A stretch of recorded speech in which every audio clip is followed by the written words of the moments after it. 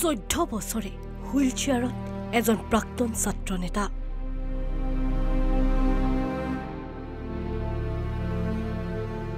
জীৱন জীৱিকাৰ সম্বল বিচাৰি হাহাকাৰ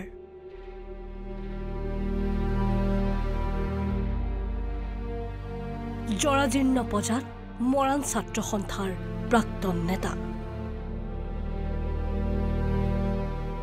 মৰাণ জাতিটোৰ বাবে জীৱনৰ বহু সময় দিয়াৰ পাছতো আজি জনগোষ্ঠীটোৰ মাজতে অৱহেলাৰ পাত্ৰ শান্তনু মৰাণ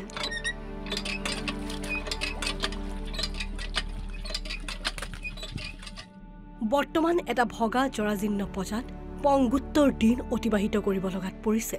মৰাণ ছাত্ৰ সন্থাৰ এইজন প্ৰাক্তন ছাত্ৰ নেতাই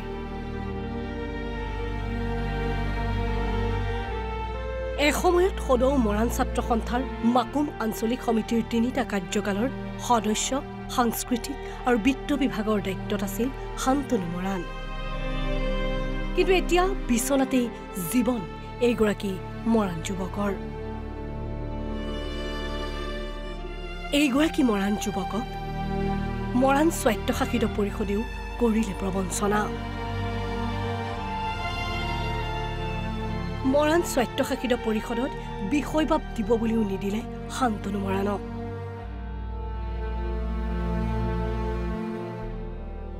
উল্লেখ্য যে 2010 চনৰ 1 মাৰ্চত অনুসূচিত জনজাতিকৰণৰ দাবীত আৰু মূল্যবৃদ্ধিৰ বিৰুদ্ধে সদৌ মৰাণ ছাত্ৰ সন্থাৰ নেতৃত্বত তিনিচুকীয়াৰ পৰা গুৱাহাটীলৈ উলিওৱা হৈছিল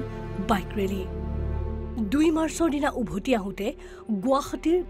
সোণাপুৰত সংঘটিত এক ট্ৰাক দুৰ্ঘটনাত পতিত হৈ ঘূণীয়া হ'ল শান্তনু মৰাণ উক্ত ঘটনাত থিতাতে মৃত্যুমুখত পৰা বিনন্দা মৰাণক জাতীয় শ্বহীদ ঘোষণা কৰা হয় আৰু গুৰুতৰভাৱে আহত শান্তনু মৰাণক সাধাৰণ চিকিৎসা কৰিয়ে দায়িত্ব সামৰে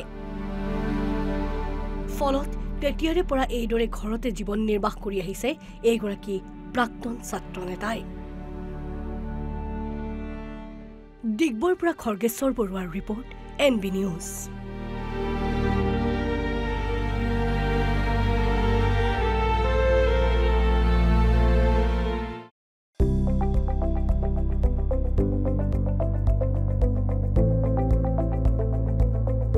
NB নিউজ সহজ সৰল ভাষাত নৱভাৰতৰ কথা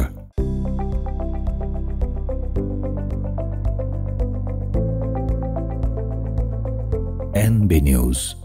সহজ সৰল ভাষাত নৱভাৰতৰ কথা